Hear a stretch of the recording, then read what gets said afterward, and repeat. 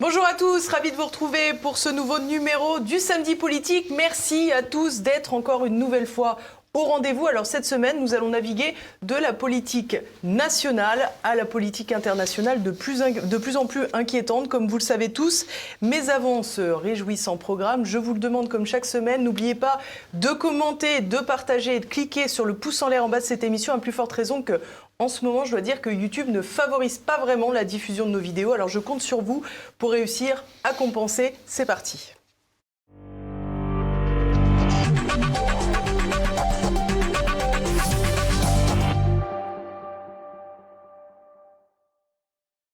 Bonjour Florian Philippot. Bonjour. Bonjour, merci beaucoup d'être avec nous. Vous êtes le président des Patriotes. Alors avant de parler de l'actualité brûlante, l'actualité internationale avec ce conflit en Ukraine et l'escalade qui se profile avec l'envoi des armes, on va rester en France.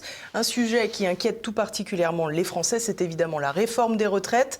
Mardi prochain, le 31 janvier prochain, grosse journée de mobilisation des opposants à cette réforme. Est-ce que vous serez dans la rue ? Nous, on sera présents, on fera quelque chose. Je ne vais pas vous dire ici ce qu'on va faire parce que ça va être assez tonique, un peu une opération coup de poing. Voilà, on va faire ça, on va marquer les esprits sur un sujet qui nous semble essentiel, c'est-à-dire le lien entre cette réforme, l'Union européenne et BlackRock. On va aller droit au but, c'est-à-dire qu'on va arrêter de faire croire que c'est simplement un débat franco-français, c'est pas vrai. Vous avez en ce moment la même réforme en Espagne, en Belgique, etc. Où là-bas, les gouvernements ont avoué que c'était demandé par la Commission européenne. Nous, on va essayer de faire comprendre tout cela, mais de manière un peu imagée, provocante et donc efficace. J'espère en tout cas. C'est amusant que vous disiez ça parce qu'il y a quelque temps, sur les médias, souvent subventionnés d'ailleurs par les Français, par les contribuables, on pense à Julien Pain, on pense aussi à Anne-Elisabeth Lemoine qui ont expliqué que c'était une fake news, ce conditionnement à l'Union européenne, cette façon que l'Union européenne avait de contraindre la France à faire cette réforme des retraites pour qu'elle perçoive le fameux plan de relance Covid, c'est-à-dire 40 milliards après en avoir donné 80. Bah, si c'est considéré par ces médias officiels comme une fake news, c'est que c'est vrai. Enfin, je veux dire, le pass sanitaire qui devait se transformer en pass vaccinal, les mêmes disaient que c'était une fake news. Hein. Le fait que le Covid vienne pas forcément du pangolin, c'était aussi considéré comme une fake news. Je rappelle quand même à tous nos auditeurs, hein, le fait que nous soyons peut-être engagés dans une guerre en Ukraine qui allait dégénérer, etc., avec implication de l'OTAN, c'était aussi considéré comme une fake news au tout début du conflit. Moi, j'en ai été victime. Donc, j'ai envie de dire, s'ils s'acharnent tellement à vouloir démontrer que ça ne vient pas de Bruxelles, c'est que ça les dérange. Je comprends que ça les dérange. Évidemment que ça les dérange. Parce que ça démontre que cette réforme n'est pas justifiée par les arguments que donne le gouvernement. Le gouvernement vous dit c'est la panique financière, on est obligé d'y aller parce que sinon on n'aura plus de retraite pour les générations futures. C'est un argument mensonger. Il y en a un autre en fait. La vraie raison, elle n'est absolument pas là. En fait, la vraie raison, c'est même pas d'obéir à Bruxelles. Alors, Bruxelles, c'est un peu, si vous voulez, c'est la courroie de transmission. C'est l'autorité légale qui s'impose au gouvernement français, malheureusement. Mais la vraie raison, c'est que vous avez des lobbies auprès de Bruxelles, des grands fonds américains, comme BlackRock, qui est le plus connu et le plus gros, qui sont vraiment en contrat et en collusion et en lien avec la Commission européenne, et qui, eux, lorgnent sur le marché des retraites, parce que c'est un marché financier juteux. C'est de l'argent, c'est potentiellement... ils ont envie de s'occuper de votre retraite. Voilà. Mais alors, je vous suis Florian Philippot, mais BlackRock c'est un fonds d'investissement pour les retraites, un fonds de pension comme on dit. Mais là, on n'est pas en train de parler en France d'une réforme vers une réforme des retraites par capitalisation. Oui, on mais reste sur le système de répartition. Oui, tout à fait. Pas directement, mais indirectement, oui. Parce que plus vous allez dégrader les conditions de la retraite, plus vous allez augmenter la durée de cotisation. 43 ans et même 44 pour certains. Et puis demain, peut-être 45. Plus vous allez retarder l'âge légal, 64 ans, mais enfin on se dit, demain, ça sera... Bruno Le Maire a déjà annoncé que ce n'était pas la dernière réforme, qu'il y en aurait une après 2030, donc 67 ans, 70 ans. En fait, plus ça devient inatteignable. Moins il vous est possible de répondre aux critères qui vous permettront d'avoir une vraie retraite. Donc comment vous allez faire ? Soit vous allez vivre dans une misère noire, soit des marchands de retraite vont venir vous voir en vous disant « moi j'ai une solution pour vous ». Alors contre-monnaie sonnante et trébuchante évidemment, hein, parce que c'est pas gratuit tout cela, c'est même extrêmement cher et ce sera réservé à ceux qui peuvent payer. Et c'est aussi assez risqué. Et c'est risqué. On l'a vu avec le scandale FTX. Certains fonds de pension américains avaient misé sur FTX. Il y a des caisses de retraite entières qui ont fait faillite. Alors après, vous vous retrouvez, vous n'avez pas de retraite, tout simplement. Et puis de toute façon, c'est en plus inaccessible pour des millions de Français qui devront se contenter de la retraite de base. En fait, vous aurez en gros la retraite de base, un filet de sécurité à quelques centaines d'euros par mois. La retraite universelle. Oui, c'est un peu ça, mais c'est vraiment ça. Je ne sais pas ce que vous ferez avec ça. Et puis vous aurez, vous savez, c'est un peu comme les remboursements des lunettes ou des prothèses dentaires. La Sécu vous donne 10 balles. Puis après, si vous voulez vraiment un vrai remboursement sur les milliers d'euros que ça coûte, il faut une bonne mutuelle payante. Bon, là, c'est pareil. Et vous aurez... Alors, c'est pour ça que c'est un marché gigantesque, les retraites. C'est un marché de milliers de milliards d'euros, comme le marché de la santé.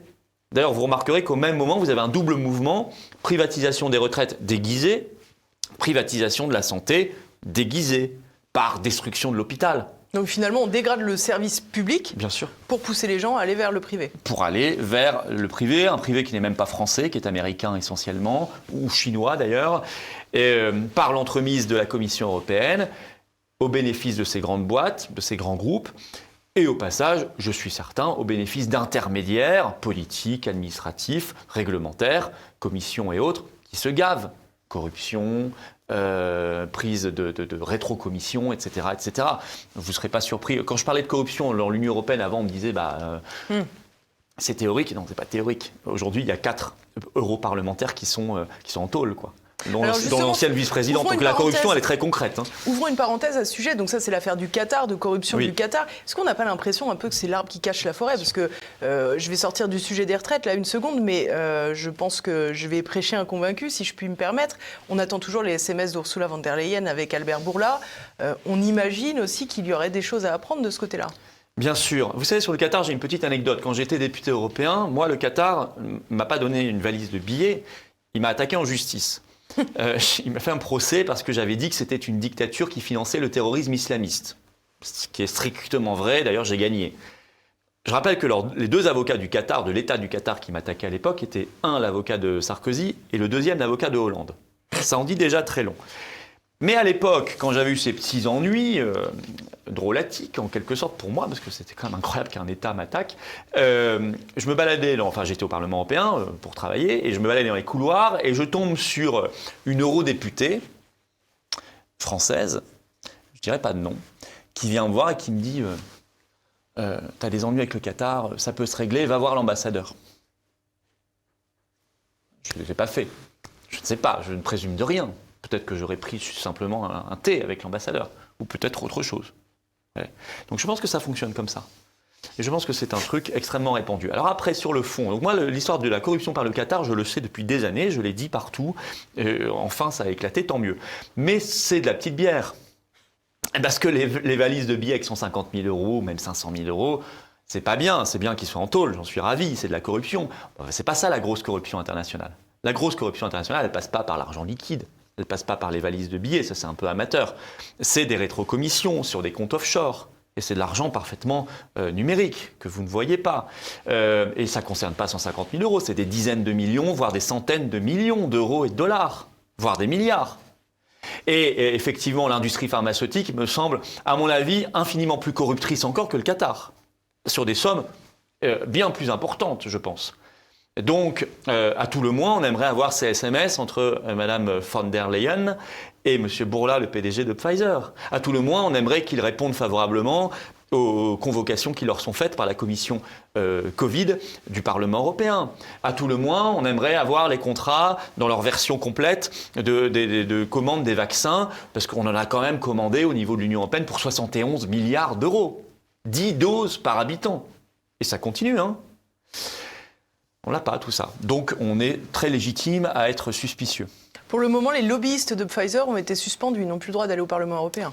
Oui, ils ont perdu leur... Alors non, c'est pas encore décidé. C'est ce qu'a demandé la commission Covid et c'est la commission des présidents de commission qui doit décider ça d'ici un mois. Ça avait été fait déjà pour Monsanto en 2017 au Parlement européen. Oui, tant mieux, mais je ne suis pas sûr que ça règle fondamentalement le problème, parce qu'on continue malgré tout de considérer qu'il faut continuer à leur acheter des produits et on n'a pas soulevé véritablement le problème. Bon, il y a aussi l'enquête pénale qui est ouverte depuis le 14 octobre par le parquet européen sur ces contrats de vaccination. On verra à quoi ça aboutit. Je n'ai pas une immense confiance dans le parquet européen parce que malgré tout, c'est intégré aux institutions européennes. Donc c'est un peu le système qui se protège lui-même, si vous voulez. Quand une institution intègre ses contre-pouvoirs, il y a un souci. C'est comme la Cour de justice de la République en France. Exactement. Qui vient de lever la mise en examen d'Agnès Buzyn. Alors c'est la Cour de cassation qui a levé la mise en examen pour le coup, mais on voit bien que tout ça, on est quand même dans la fausse séparation des pouvoirs et dans le copinage. C'est le fonctionnement classique en fait de la Cour de justice de l'Union européenne.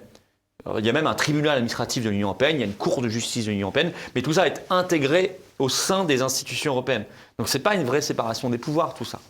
Et c'est le vrai problème d'un système supranational. C'est que vous ne pouvez pas en avoir puisqu'il n'y a pas de peuple pour contrôler tout ça, puisque par définition, il n'y a pas de peuple supranational. Vous voyez tout le problème philosophique, politique, et donc la nécessité de sortir de ces institutions. Il n'y a pas d'autre solution.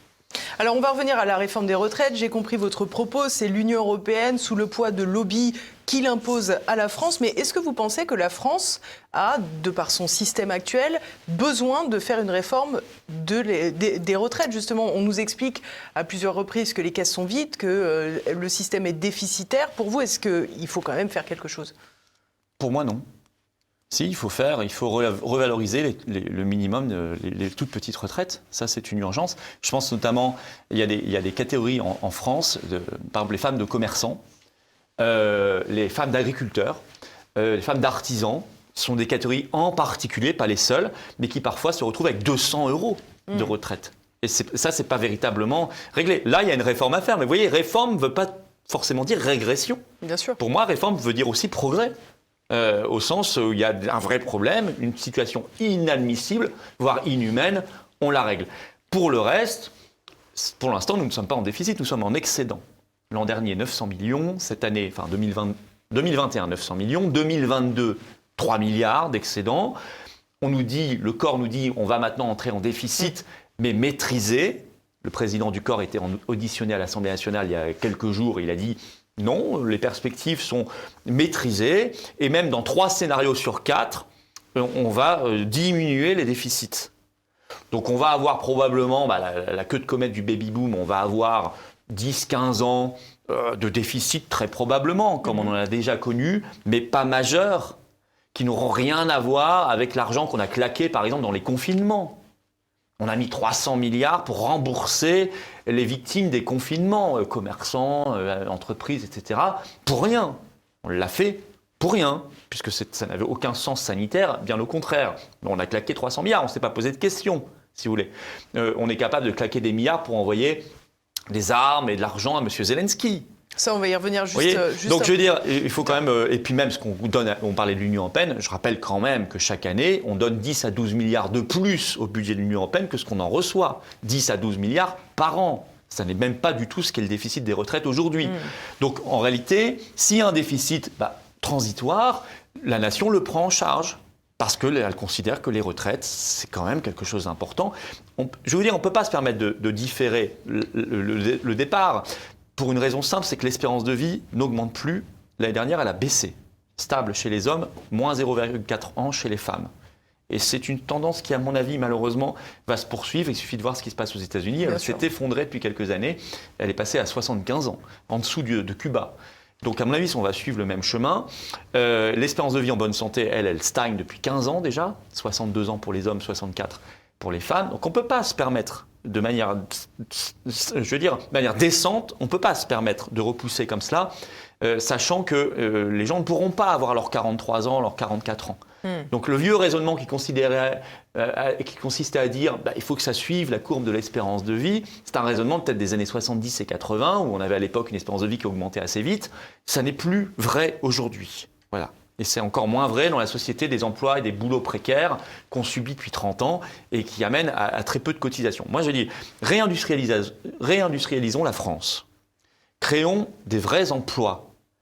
Cessons cette politique folle qui fait qu'on va acheter au bout du monde des biens agricoles ou industriels au lieu de les produire en France. et vous n'aurez strictement aucun problème de financement des retraites. Voilà ce que je dis, tout simplement. Le vrai problème des retraites, il est juste là. Il est dans le sous-emploi chronique français parce qu'on s'est désindustrialisé. Alors, il y a un ancien candidat à la présidentielle qui n'est pas d'accord avec vous, c'est Éric Zemmour. Pendant la présidentielle, j'avais dit que j'étais favorable à une mesure d'âge qui reporte l'âge de la retraite à 64 ans.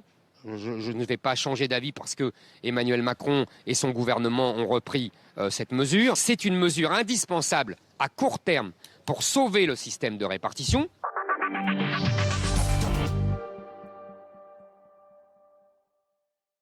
Alors visiblement, c'est un point de vue totalement opposé. Et alors, je me permets d'être un peu piquante et de faire un peu d'humour. On sait que dans la semaine, vous êtes retrouvés dans un lieu avec Jean-Marie Le Pen et Éric Zemmour. Vous avez échangé tous les trois et à l'issue, vous avez déclaré à un journaliste « Tout ce que je peux vous dire, c'est que nous sommes assez d'accord avec Éric Zemmour ». Alors visiblement, assez d'accord, mais pas sur la réforme des retraites. Alors, on n'a pas parlé... Alors, c'était... je remets en contexte parce que les gens vont se dire « Qu'est-ce que c'est que cette histoire ?» C'était une galette des rois organisée par un média en ligne qui a invité plein de monde. Je les en remercie, dont votre serviteur. Et également, effectivement, il y avait Jean-Marie Le Pen, il y avait Éric Zemmour et plein de monde. Bien sûr, bien sûr. Et on discute. Moi, je suis quelqu'un d'urbain. On discute.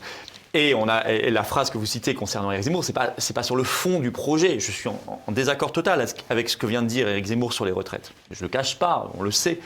On parlait de l'analyse de la présidentielle et des scrutins à venir. Donc on faisait plutôt de l'analyse politique, électorale, et non pas de l'analyse sur le fond. Et cette phrase se rapportait à cela. Sur les retraites, je suis en désaccord. Voilà. Enfin, c'est pas nouveau. Hein. On a des désaccords. Donc il ne faut pas qu'on s'attende à voir Florian Philippot et Éric Zemmour sur une même liste pour aller aux européennes, par exemple. Attendez, les européennes, s'il vous plaît, ça sera dans 1 an et quelques mois. On en reparlera, on verra ce que chacun veut faire. Moi, je voudrais en tout cas un grand rassemblement souverainiste. Donc c'est pas mais je n'abandonnerai pas mes convictions et je pense que personne n'abandonnera ses convictions. Voilà, c'est tout. On verra bien ce qu'on fera à ce moment-là. Mais c'est pas non. Je vais vous dire, d'abord, tout ce qu'on fera aux européennes sera décidé collégialement au sein des Patriotes. Probablement qu'on consultera directement nos adhérents, mais c'est pas maintenant. Et de toute façon, on parlera de l'Europe et on parlera des sujets importants et on ne cachera pas nos divergences avec quelque allié que ce soit. Vous savez, j'ai fait une alliance avec Debout la France aux législatives. On a soutenu Nicolas Dupont-Aignan à la présidentielle. C'est pas pour ça qu'on était totalement d'accord avec lui. Hein.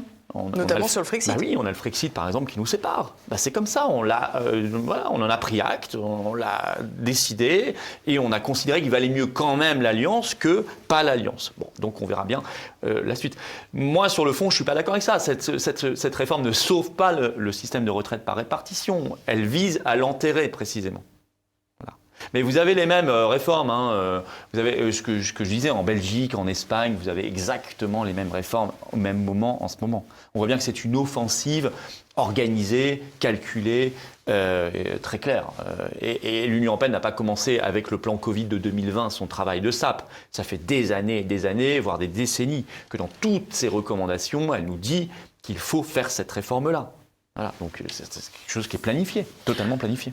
Alors, c'est pas n'importe quel moment, puisque la France vit une crise interne, l'inflation, une crise énergétique absolument incroyable, notamment pour tous les artisans. On pense évidemment aux boulangers, dont on parle beaucoup, mais également plein d'autres professions, des restaurateurs, également des usines qui sont obligées de fermer une partie de la semaine, d'alterner, voire même de fermer pendant plusieurs semaines consécutives pour stopper la consommation d'énergie. Comment vous voyez ça? On a l'impression qu'on se tiers-mondise un peu quand même. Ah bah là, oui, le Macronistan est un pays du tiers-monde. Ça, vous voyez, avant on vivait en France, grande puissance, pays riche, 4e, 5e puissance mondiale. Aujourd'hui on vit en Macronistan, pays sous-développé du tiers-monde, avec ces coupures de courant, ces entreprises qui ne peuvent pas continuer à travailler parce que ça coûte trop cher. Ah, les coupures de courant, il n'y en a pas eu. Il n'y en a pas eu parce qu'on nous a dit aussi... écoutez, je ne sais pas s'il n'y en aurait pas eu si ces entreprises étaient encore en France ou si elles avaient fonctionné normalement. Vous voyez, c'est ça le problème. C'est qu'on nous dit qu'il n'y a pas eu de coupure de courant. Bah oui, mais la sidérurgie a arrêté de travailler. Arc, vous savez, le verrier a arrêté de travailler. Des entreprises sont déjà parties aux États-Unis. Des boulangers, des bouchers et autres ont déjà mis la clé sous la porte. Donc je ne sais pas en réalité. Je n'en sais rien. Et puis, le nombre de routes, maintenant, j'ai constaté, parce que je suis beaucoup sur la route un peu partout en France, le nombre de routes qui ne sont plus du tout éclairées dans notre pays. jusqu'à parfois mettre en danger, je pense, les automobilistes et les piétons. Tout ça, ça a un coût social, tout ça. Donc, puis on nous dit, attention, il n'y a pas de coupure parce que on fait ça, parce qu'on a un hiver qui n'est pas trop rude. Il fait un peu froid en ce moment, mais enfin, globalement, c'est pas un hiver très rude. Mais s'il y avait eu quelques degrés de moins, peut-être qu'on aurait eu des coupures. Donc, c'est quand même le signe d'une tiers-mondisation, tout ça. Puis ça rappelle quand même un peu, mettez votre masque pour éviter la 17e vague. Oui, c'est ça. C'est exactement ça. Donc, le Macronistan est un pays du tiers-monde. Enfin, il y a quand même un pays qui sourit là-dedans, qui probablement même rit en nous voyant, c'est les États-Unis. Parce qu'eux, ils nous vendent leur gaz. De schiste. Alors là, en plus, essentiellement du gaz naturel liquéfié, qui est essentiellement du gaz de schiste, 4 fois le prix de ce qu'ils vendent à leurs propres industriels. Donc ils sont en train, eux ils font une super opération là. Ils nous vendent des armes, enfin la France un peu moins parce qu'on a une industrie, mais ils en vendent aux Allemands, aux Polonais, etc. Ils vendent des armes, ils vendent du gaz ultra cher, ils récupèrent nos entreprises qui délocalisent là-bas. Donc pour eux, cette affaire ukrainienne, c'est du pain béni. C'est du pain béni. Et c'est pas eux qui auront la guerre mondiale si elle se déclenche. Ça ne sera pas sur le sol américain qu'elle se déclenchera. Vous savez très bien où elle se déclenchera, sur le sol des pays européens. Donc, ce qui se passe, c'est pas simplement de l'incompétence. Oui, on est dirigé par des nuls. Oui, on est dirigé par des traîtres. Oui, on est dirigé par des fous. Mais pas que ça. On est aussi dirigé par des gens pervers, par des gens qui savent parfaitement ce qu'ils font par ailleurs et qui trahissent en conscience la France. Macron trahit consciemment la France. Quand il laisse des grandes industries françaises délocalisées parce qu'il refuse de sortir du marché européen de l'électricité, ce qu'il faudrait évidemment faire. Moi, j'en parlais déjà dans mon livre Frexit de 2018. Il sait ce qu'il fait. Mais c'est possible, ça ? Sans sortir de l'Union européenne, par exemple ? Pour un président comme Emmanuel Macron, est-ce qu'aujourd'hui, il pourrait taper sur la table moi, je pense que, premièrement, on sort du marché européen de l'électricité. Nous, on peut le faire puisqu'on a une capacité de production électrique. Pas de souci. Et ça n'a rien à voir avec le raccordement des systèmes. Ça date de la fin des années 50. Ça n'a rien à voir avec le marché européen d'électricité. Le marché européen d'électricité, c'est un mode de fixation des prix. Ensuite, oui, on nous dira il y a des rétorsions, etc. Et donc, moi, je pense que l'étape suivante, c'est quitter l'Union européenne, si on veut que ce soit pérenne, bien sûr. Mais au moins, tout de suite, on peut quitter le marché européen d'électricité et appliquer nos propres prix, c'est-à-dire des prix 4, 5, 6 fois moins élevés. Et ça coûtera moins cher, il n'y aura pas de bouclier tarifaire. Il n'y a pas de bouclier. Moi, je ne demande pas de bouclier tarifaire. J'ai vu la manifestation des boulangers, j'ai vu leur porte-parole. Ils se trompent, leur porte-parole. Permettez-moi J'ai une grande solidarité avec les boulangers qui manifestent, mais votre porte-parole vous trompe. Je suis désolé, c'est le Manigold des boulangers. Mais d'ailleurs, il paraît qu'il est très macroniste, mais ça ne m'étonne pas. Ça, c'est une entourloupe, encore une fois. Qu'est-ce qu'il a réclamé ? Il a réclamé un bouclier tarifaire. Mais c'est pas ça qu'il faut réclamer. Ça, c'est la corde au cou. Ça, c'est les prêts garantis par l'État qu'on vous a donnés déjà lors du Covid. C'est la PAC des agriculteurs. Mais ils sont en train de vous tuer, ces PGE, 2 ans plus tard, 3 ans plus tard. Demandez pas un bouclier tarifaire, ça vous tuera. Demandez à ce qu'on sorte du marché européen de l'électricité. Nous avons des centrales nucléaires qui produisent très peu cher. Nous avons des barrages hydroélectriques qui sont les meilleurs, à tel point que l'Union européenne nous demande donc de les privatiser. C'est ça qu'il faut demander. Voilà, donc quand Macron fait ça, il trahit consciemment la France. Quand Macron laisse Exelia, pépite technologique française qui équipe Ariane, qui équipe le Rafale, etc., partir être racheté par une entreprise américaine, or le ministère de l'économie pouvait bloquer légalement. Ils ne l'ont pas fait, comme d'habitude. Donc là, il trahit consciemment les intérêts français. Le dernier qui a essayé de bloquer quelque chose, c'était Arnaud Montebourg au moment d'Alstom, finalement. Oui, mais là, Montebourg ne savait pas qu'il était pris dans quelque chose qui le dépassait, un complot d'État. Ce que Marleix s'appelle un pacte de corruption, qui avait commencé bien avant lui, et qui devait mener à ce que Alstom soit donné à General Electric contre... on verra bien, la justice peut-être nous le dira, il y a une enquête. Mais en tout cas, il y a de l'argent qui a circulé. Donc,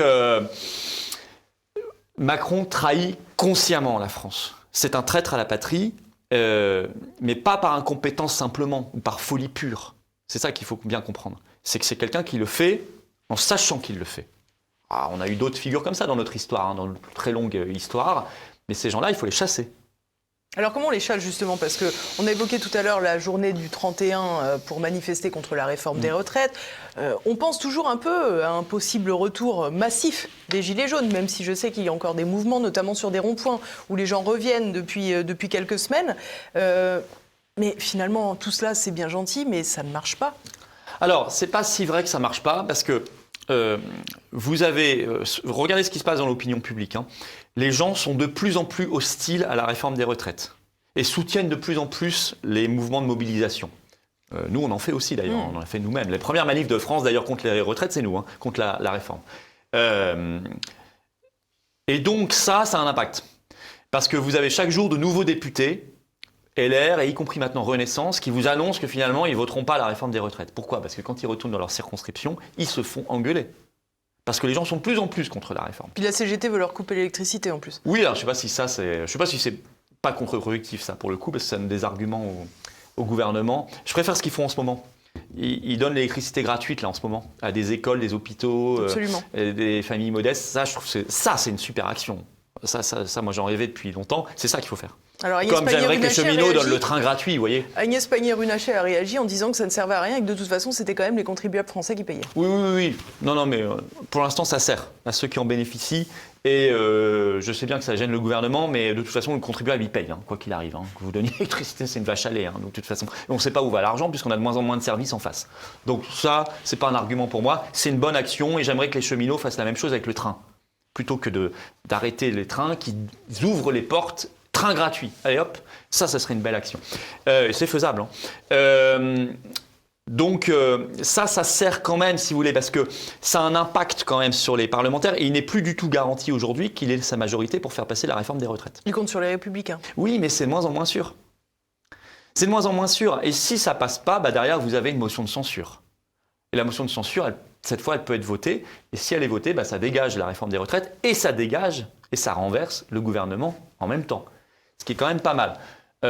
C'est un premier mode, si vous voulez, c'est un premier mode d'action. Il ne faut quand même pas le négliger parce que ce sont les voies normales par le Parlement.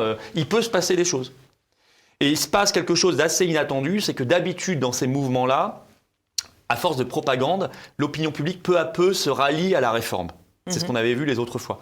Or là, plus le gouvernement parle, plus les gens sont contre.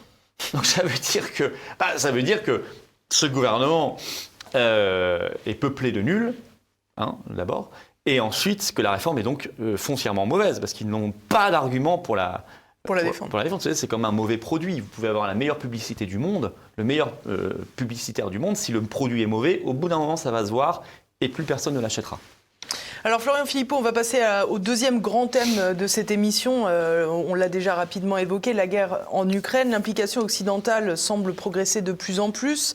On a vu au début de cette semaine la question des chars allemands. Je vous propose d'écouter Elisabeth Borne qui résume tout ça. Je salue la décision de l'Allemagne sur le sujet des chars lourds. Elle permettra de renforcer les capacités militaires ukrainiennes en matière de combat blindé. Nous avons été particulièrement réactifs aux demandes de l'Ukraine en la matière. Début janvier, le président de la République avait initié une dynamique en annonçant la livraison de chars légers AMX-10 RC.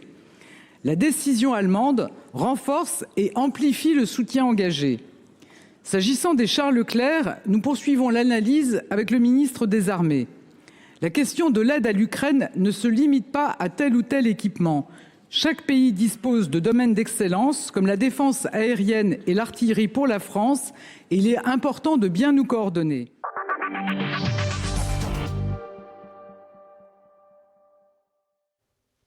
Qu'est-ce que vous pensez de tous ces envois d'armes, de blindés maintenant, les Léopards pour l'Allemagne, les Challenger pour le Royaume-Uni, les Abrams pour les États-Unis ? Les Abrams pour les États-Unis ont annoncé qu'ils les livreraient dans 3-4 mois, oui. À l'automne. Les Allemands, par contre, les Anglais, etc., c'est là en mars, fin mars, début avril. Pas pareil. Là aussi, il y a un jeu, hein. Il y a un jeu américain. Allez-y. Envoyez des chars. On l'a bien vu d'ailleurs avec Olaf Scholz, qui ne l'a pas annoncé tout de suite. Hein, il attendait en gros que les Américains l'annoncent, mais les Américains ont été malins, ils l'ont annoncé, mais ils ont dit mais allez-y en premier, messieurs les Allemands, allez-y, passez avant. Bon, ils sont quand même prudents. Et ce matin, moi je lis le Télégraphe en Angleterre et on apprend que la France, elle pourrait livrer des avions de combat, Mirage ou Rafale. Ce qui est une étape supplémentaire encore. Alors, il y a Peut-être parce qu'on s'en voudrait de ne pas livrer les chars Leclerc, parce que pour l'instant, on en a tellement peu, on en a 220 et la moitié sont en réparation, que si on livre des chars, et on n'en produit plus depuis 2008, hein, donc si on livre, nous, des chars Leclerc, c'est une perte sèche, alors qu'on n'en a déjà pas beaucoup. Qu'est-ce que j'en pense fondamentalement ? C'est une folie furieuse. Une folie furieuse. C'est le chemin vers la Troisième Guerre mondiale. Il faut dire les choses. On alerte depuis des mois. Le problème, c'est qu'ils avancent vers la Troisième Guerre mondiale. On n'est pas face, cette fois-ci, à la Libye ou à l'Irak. Non, on est face à la première puissance nucléaire mondiale, la deuxième armée du monde. Quoi qu'on dise, c'est la Russie. J'ai vu la ministre des Affaires étrangères allemande hier dire « on est en guerre avec la Russie ». Alors c'est amusant que vous parliez de ça parce que justement sur les réseaux sociaux, il y a eu une contextualisation de sa déclaration. Elle ne voulait pas vraiment dire ça. Non, et puis d'ailleurs, de toute façon, elle n'a pas les prérogatives qui lui permettent de dire ça. Donc il y avait des messages dans tous les sens. C'est Julien Pain qui a dit ça ? C'était pas Julien Pain, c'était en anglais, donc j'imagine que c'était pas lui, même s'il est bilingue. Mais... Oui, mais c'est jamais grave. C'est jamais grave. Comme les effets secondaires, c'est jamais, il faut recontextualiser sur le Covid, c'est jamais grave non plus. Bien sûr, mais si, c'est très grave. Et la Russie vient de répondre à l'envoi de chars en disant « on considère que vous êtes maintenant partie intégrante du conflit ». Ça s'appelle co-belligérance. Ça. Donc, à un moment, il faut quand même revenir sur Terre, ça veut dire une guerre mondiale. Donc, et la guerre mondiale, c'est pas un jeu vidéo. Hein, parce qu'il y en a, j'ai l'impression qu'ils pensent que c'est un jeu vidéo. C'est pas un jeu vidéo. Vous savez, les guerres mondiales ont toujours été déclenchées par des oligarchies qui y ont intérêt. Et c'est pas elles qui vont aller se faire trouer la peau sur le champ de bataille, dans les tranchées. C'est pas elles non plus qui enverront leurs enfants, leurs fils, pour aller se faire trouer la peau. C'est les enfants des ouvriers, des paysans, et des classes moyennes, des petites gens qui n'auront pas le choix d'y aller. C'est ça la guerre mondiale, c'est ça la guerre. C'est ça la guerre, et c'est des morts, et c'est beaucoup de morts, et c'est beaucoup de souffrance, et c'est beaucoup de misère. Et c'est des traumatismes. Donc, il y a des familles en deuil, enfin, c'est une horreur totale, je veux dire, j'ai pas besoin de le dire quand même. Donc, ça parce qu'on l'a pas vécu depuis longtemps, qu'on ne sait pas ce que c'est. Donc, j'appelle vraiment à ce qu'on revienne sur Terre. La France doit avoir maintenant un rôle de désescalade et d'apaisement. Le problème, c'est que la France est enserrée aujourd'hui d'un côté, elle a un fou, Macron. Ensuite, elle a une dingue, Ursula. Ensuite, elle a l'OTAN, une dinguerie. Donc, un fou, une dingue et une dinguerie, ça donne une guerre. Donc, c'est ça le problème. La France de Villepin, la France du général de Gaulle, c'est la France de l'apaisement. Qui est un peu d'ailleurs incarnée paradoxalement aujourd'hui par Donald Trump. C'est lui qui a ce discours aujourd'hui. C'est lui qui a appelé à la fin de cette folie, je le cite, et à la paix. Parce qu'il a dit, lui, après les chars, ce sera les armes nucléaires. Et moi, je me demande très, très sincèrement, je me demande d'ailleurs si on ne va pas finir par donner notre porte-avions Charles de Gaulle à Zelensky. C'est marrant parce que c'était une question que j'allais vous poser. Oui, mais c'est tout à fait possible. Puis qu'est-ce qu'il en fera ? Bon, il donnera ses copains mafieux, corrompus, et puis ça finira sur des comptes offshore, tout ça. Ce pays, en plus, on donne tout ça à un pays corrompu qui est embourbé en ce moment même dans un énorme scandale de corruption, avec ils démissionnent tous, les ministres, les gouverneurs, ils sont tous corrompus jusqu'à la moelle, et on leur donne maintenant ça. Donc, l'apaisement, ça veut dire qu'on se met autour d'une table, qu'on revient sur les accords de Minsk, que cette fois, on ne fait pas semblant de vouloir faire respecter, on le fait vraiment. On discute du statut de neutralité de l'Ukraine. Je veux dire, tout est encore faisable. Tout est encore faisable. Mais à condition de se libérer, au moins avant même qu'on le fasse, parce que je ne pense pas que Macron va faire le Frexit ni sortir de l'OTAN, il faut être raisonnable, mais au moins mentalement s'en libérer déjà. Se libérer d'Ursula, dont on se fiche complètement, et se libérer des pressions de l'OTAN, être la France. Et on sera suivi. Et il y a énormément de pays dans le monde, en Afrique, sur le continent asiatique, d'Amérique du Sud, et même des pays européens et des peuples européens qui n'attendent que ça, qui attendent une vraie initiative forte de paix, claire et lisible, et qui disent « stop à l'escalade ». Moi, j'arrête d'envoyer des armes. J'arrête d'envoyer des milliards. J'arrête tout ça. Votre discours, Florian Philippot, il est évidemment très séduisant parce que la paix, forcément, tout le monde la veut. Mais tout le monde la veut pas. C'est ça. On a quand même le sentiment qu'elle n'est pas possible et que c'est pour cette raison que votre voix est minoritaire. Et je vous propose d'écouter Robert Ménard, qui, il n'y a pas si longtemps, était parfois d'accord avec vous. Le président Zelensky demande des avions, des Rafales. Est-ce qu'il faut les lui livrer? Mais bien sûr qu'il faut le faire. On n'enlève pas à la France les moyens de se défendre. Parce que ce qui se passe là-bas, c'est la défense de la France. Quand on fournit des armes à l'Ukraine, on ne défend pas seulement l'intérêt de l'Ukraine, on défend l'intérêt de la France en Ukraine.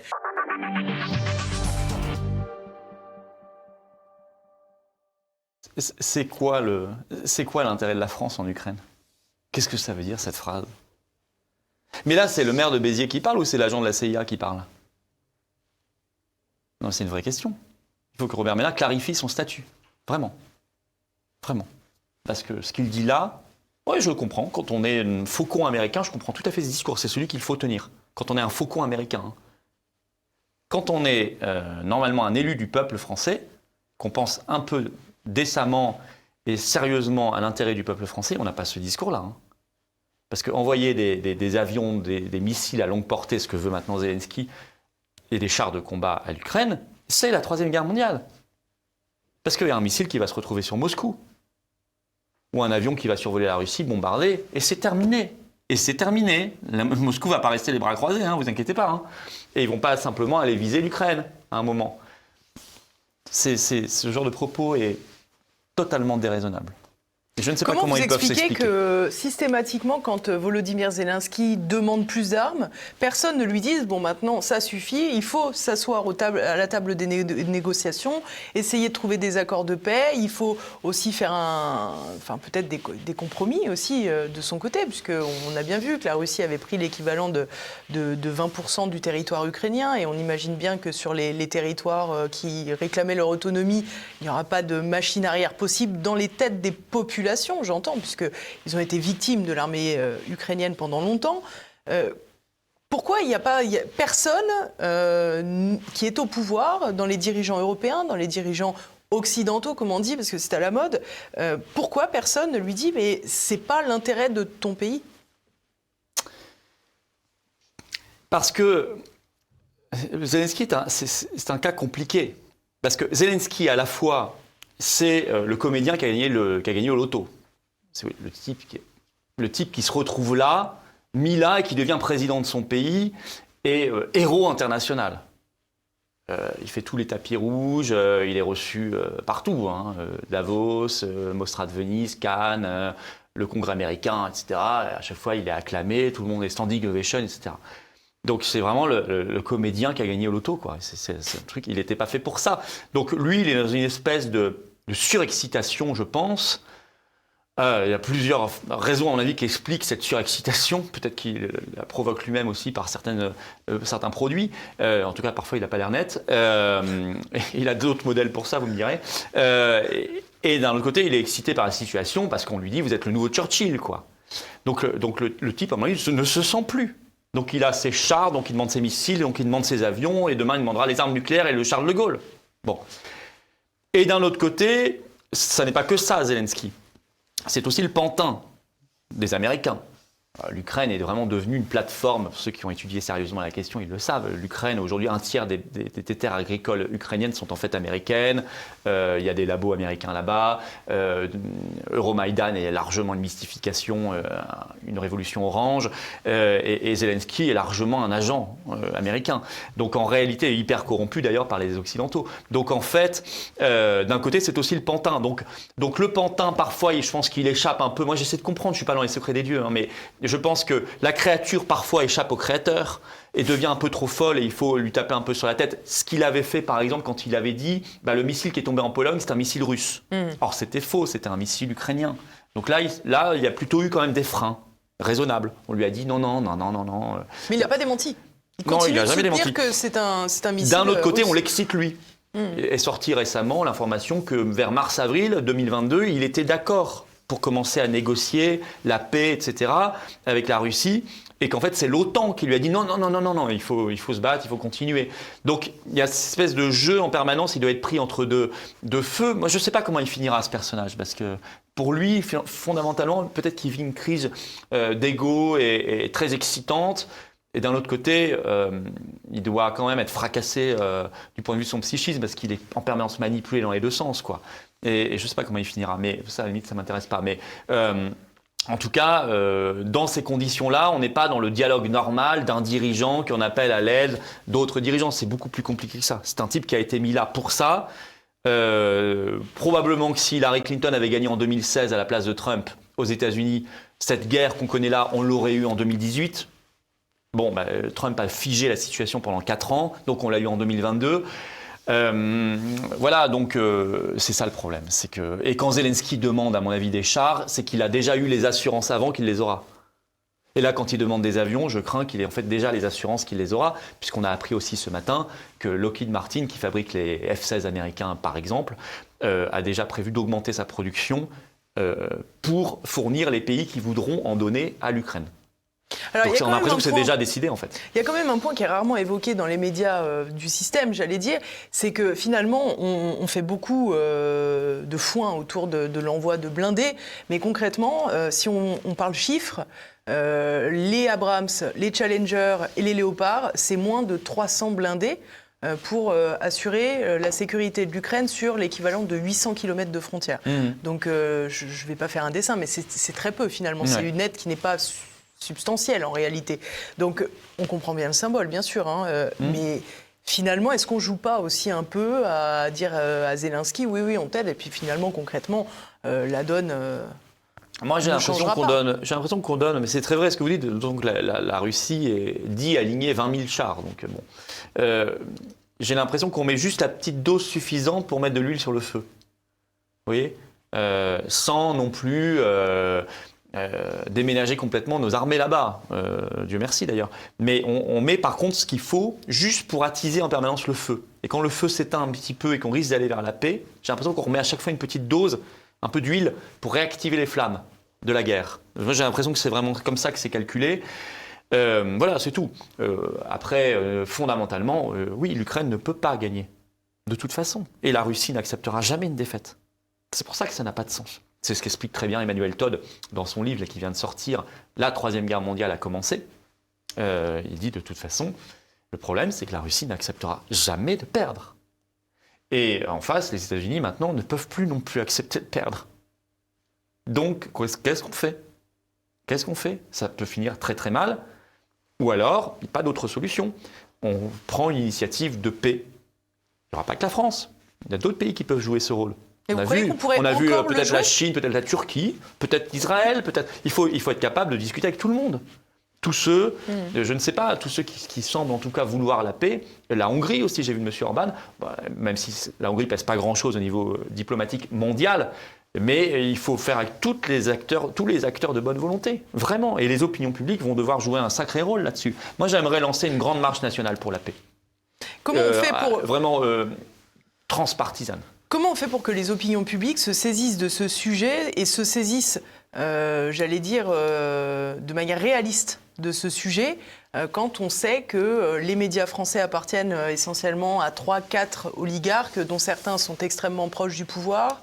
Sur les réseaux sociaux, mis à part Twitter qui a un peu évolué depuis la récupération par Elon Musk, tout est extrêmement contrôlé. Sur YouTube, les algorithmes sont contrôlés. Sur Facebook, les publications sont invisibilisées.